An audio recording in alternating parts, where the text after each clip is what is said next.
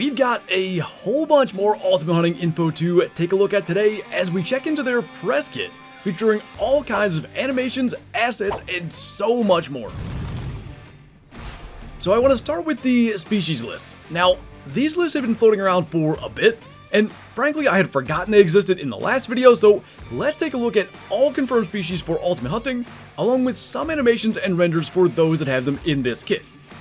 We have some really cool animations and renders to take a look at, so I'm going to leave the species list on screen if you haven't seen them, and we'll start with the most prominently featured on the California Reserve, the pronghorn.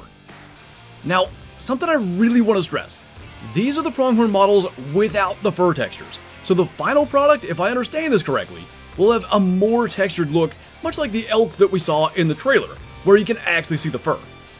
I like the horns. I'm really curious to see what the rag system can do with them. And I think the models are solid for the males. You see those pronounced sideburns, the females, and of course the fawns. But the stressed animation for the female, I think that's really cool to see. Her vision's like darting around, you can see the increased breathing rate, obviously she's nervous. It really looks like a pronghorn that's ready to bolt. We also see a quick look at the snorting animation, like super quick, and a glimpse of the walking animation as well.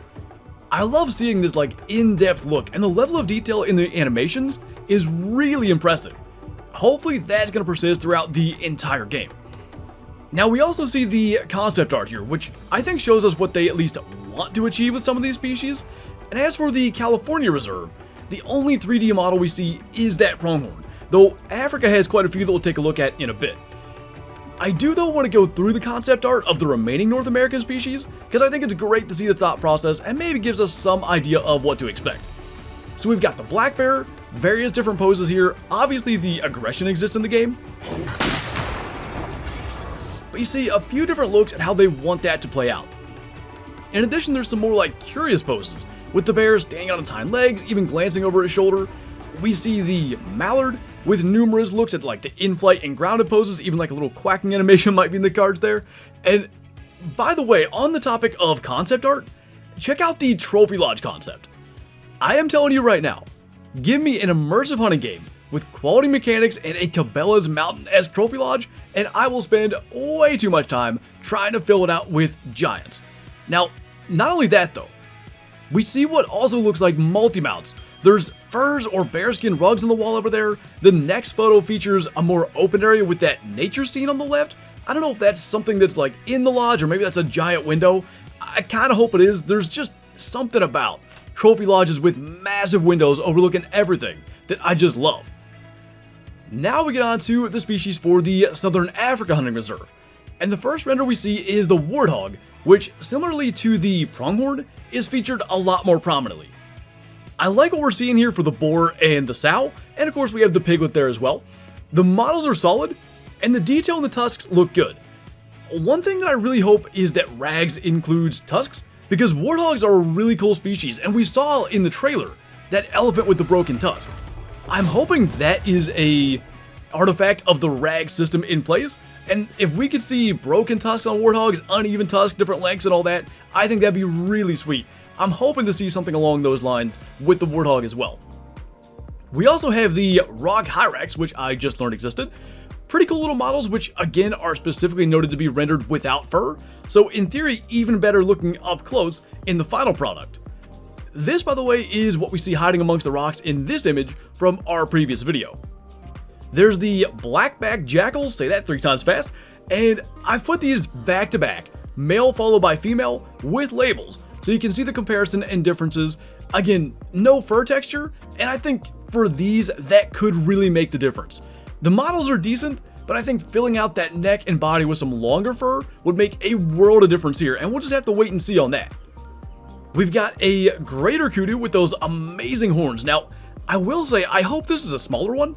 Trophy greater kudu certainly get much larger horns with more distinct spiraling, but the models themselves, along with the female and the fawn, I think look great, even without the added fur textures to come. Also, this running animation for the bull is really cool to watch. Like, you watch the ears and the fur on the neck bounce perfectly along with them. I'm not sure if it's like kind of physics at play or just the animation. Either way, it looks good. The tail follows suit when we make it back to that point. I just really like these guys, and it's great they've been showing up because they're a fan favorite species in Africa, almost no matter what.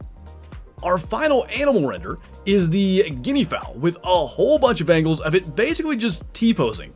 Perhaps to show the model under the wings as well, I'm not sure, but what we do see looks solid, and hopefully flying and walking animations will follow suit.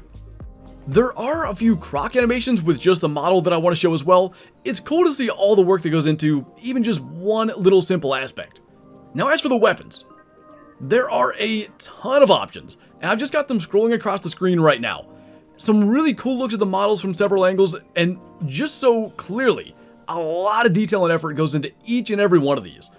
I'm not going to read each one as it goes by because there's just so many, but the important part is 10 rifles including semi-autos, bolt actions, and lever actions, 4 shotguns, 2 revolvers, 2 bows, and 2 crossbows. A bunch of different options for the different things you're going to hunt with them, and I think that's really cool. And they've made clear you can hunt any animal in the game with any weapon, but it's up to you to choose a weapon that's going to get the job done. That's an awesome system in my opinion, letting us as the players choose the weapon that we want to use the weapon that we have access to, and then make that choice of ammo.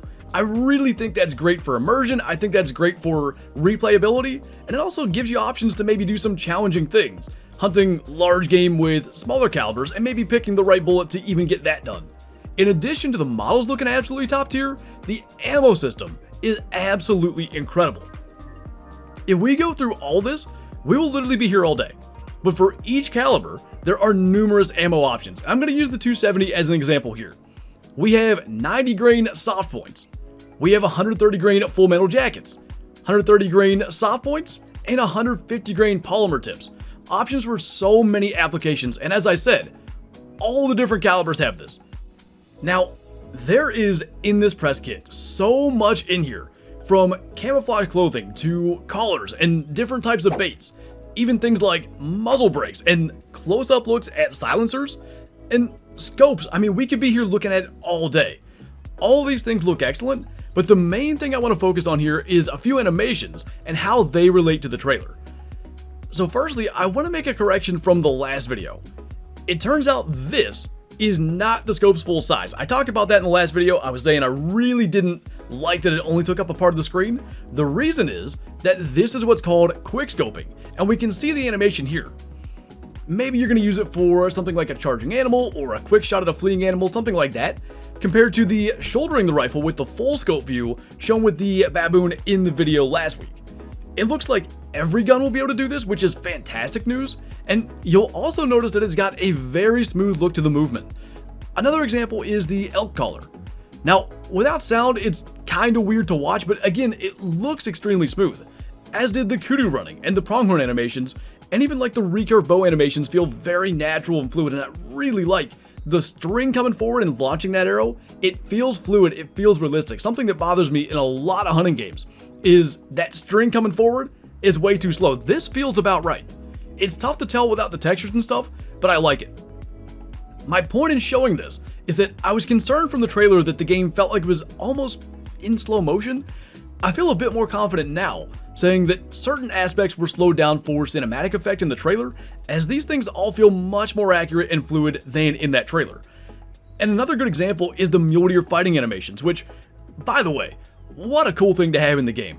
We see an awesome look here at a longer animation than the one that we saw in the trailer, just a brief look at the mule deer fighting, and again, it just feels fluid and natural. Look at the buck on the left digging his back legs in for leverage. If this is the kind of detail we can expect across the rest of the game, I like his chances. And based on everything we've looked at today, plus a few things I'm going to throw on screen here for this conclusion, because there's just so much I couldn't possibly cover it all, I feel a lot better about Ultimate Hunting's chances to succeed. So much of what we see here today really shows the detail and care that has gone into each step of development, and I'll reiterate from last time, if they're able to deliver on everything they've promised, things like dynamic weather and rain causing temporary drink zones, random spawns each hunt bringing random need zone locations for each hunt for exploration, that's going to give you the incentive to hunt around the entire map and not just hit the same areas over and over. Truly unique antlers via the rag system and so on. This game can truly compete with the best of the best in the hunting simulation game space. And you can see the vision in the concept art and the information that's been released. This game is trying to be ingenuitive and push the boundaries of what we know hunting games to be in 2024. I really hope it can come to life and become what it has the potential to be, because they've got me extremely hopeful with that lodge art, ammo selection, dynamic animals, random spawns, and just so much more. But anyway, on that note, that is going to do it for this video. As always, let me know in the comments what you think of Ultimate Hunting, everything we looked at, the mechanics, the animations, the animal renders, what's your favorite thing you see, and what are you looking forward to most. As always, thank you for watching, and I'll see you next time.